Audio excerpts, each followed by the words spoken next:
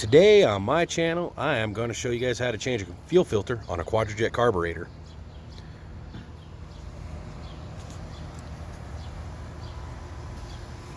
Okay, so if cameraman zoom in, well, you can't necessarily zoom in like that. Oh, you can. So, fuel filter lives here on most quadrajet carburetors. Some older ones, you'll have a straight inlet coming in, but most of them will have the side inlet. So you'll need some basic tools before you do anything else. You will have to take your air breather off.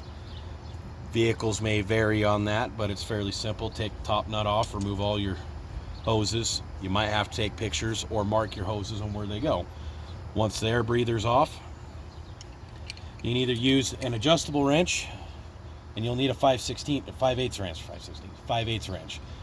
If you have a 1-inch wrench, it'll fit, but you will need a chase wrench.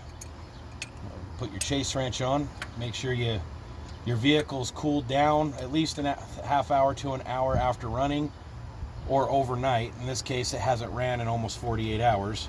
So you put your chase wrench on the big fitting, take your 5/8 wrench. Preferably use a line wrench or a flare nut wrench for this. Use your chase wrench to hold that, and then you use your 5/8 wrench to loosen the nut. I've already done that off camera. You should have some rags down here to sop up any leaking fuel. Once your fuel line comes off, in this case there's no fuel because it's drained, it's been sitting for a while. You take your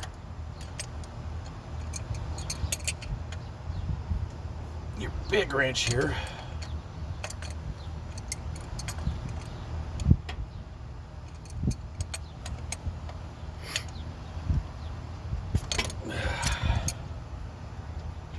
it's like that.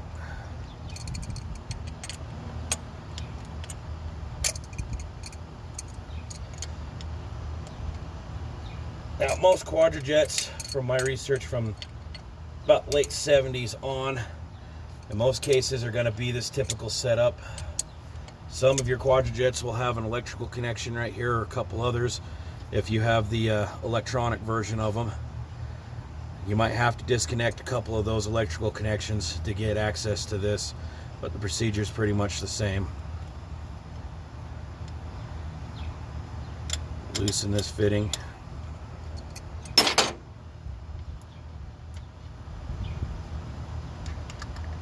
Pull your filter out. If there is a spring that comes out with your filter, make sure you put it back in. If the spring stays, just leave it in there.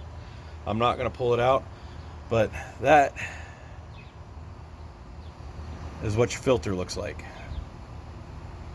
Now that doesn't look too dirty, but I've been having symptoms of a clogged fuel filter, especially when I climb hills or put the engine under a load. It starts surging, you know, get power, lose power, get power, lose power, acts like it's going to stall. So I'm going to go ahead and change this out. This is the new filter. Go ahead and zoom out. So this is a Wix part number 33052. You can get it at any place that sells Wix filters.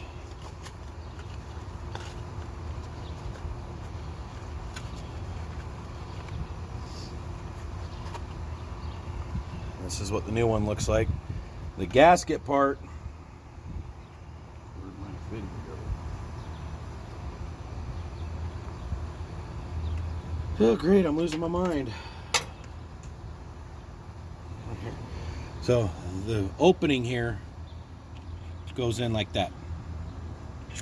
Don't put the other end in like that, it won't fit. So it goes in like that.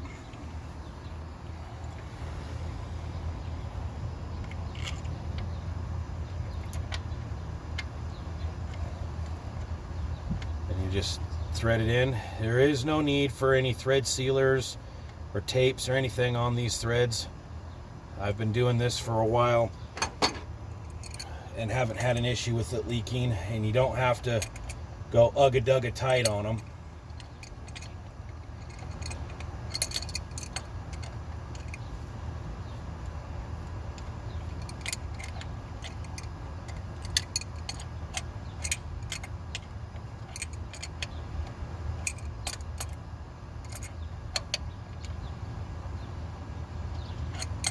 just basically snug like that. And then whoever had this truck before me put this stuff on there. You don't need that. These lines are flared. The flare is what makes the seal. You just thread that in. I always start these by hand.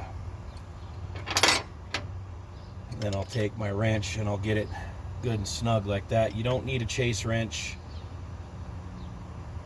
when you're tightening them, but again, just get it as snug. Make sure you're using line wrenches. I don't have line wrenches with me, or else I would be using them. So before anybody in the comments says anything, yes, I know you should use line wrenches. I've said that.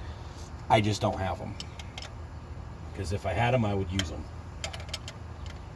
So yeah, with that snug down, and you could tell somebody who didn't know what they were doing tried twisting this off. That ended up twisting out, and they twisted this line. I've been running it with this little kink in there. I haven't had any problems with it. For the last couple of years I've been driving it. I am eventually going to find a different way of doing this, and I'll do a video on that when the time comes. One of the other things we're going to try to do today is water pump. If I don't do it today, I will get footage, separate video of how to change a water pump on these vehicles. But it's fairly straightforward. Again, your vehicle will vary, but for most small block Chevys, this is the way it's going to be. But in this particular case on this truck, alternator bracket's got to come off, so disconnect the battery. This bracket comes off. You can slide the alternator out of the way or take it off me. I'll just remove the bolt, remove the alternator out of the way completely, so that way I don't risk getting it wet. Then this belt comes off. Then the power steering pump needs to be loosened. Doesn't need to come off, but it does need to be loosened and out of the way to take this belt off.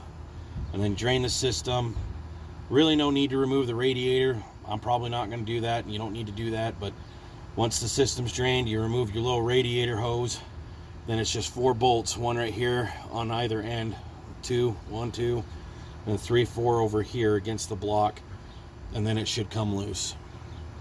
Should be able to pull it off, and then clean your surfaces, put your gaskets on, put a little bit of gasket sealer on them, not much. You put too much on there, you could get it into your cooling system, it could clog some stuff up, so you want to do a light coating of RTV, being on an engine this old, and then put it on, torque it to spec, and then put everything back together in reverse order, and then bleed the system.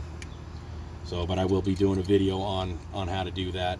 But for the most part, that is how you change your fuel filter on a quadrajet carburetor.